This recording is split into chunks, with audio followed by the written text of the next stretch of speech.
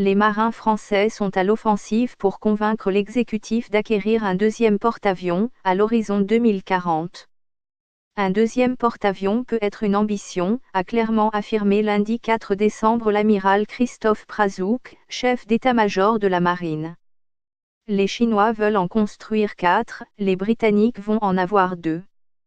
C'est un outil militaire, mais aussi un outil politique, et qui permet d'agréger nos partenaires européens, argumente-t-il.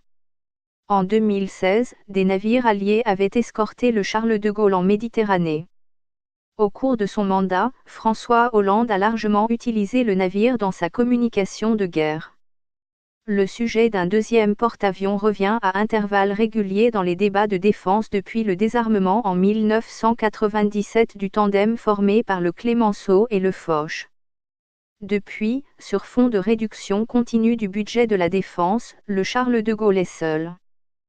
Quand il est en maintenance, comme c'est le cas depuis le début de l'année en raison d'une rénovation complète qui doit durer 18 mois, la France ne dispose plus de cet outil de projection de puissance.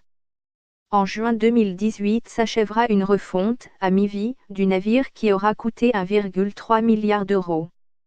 Le Charles de Gaulle sera de nouveau opérationnel début 2019.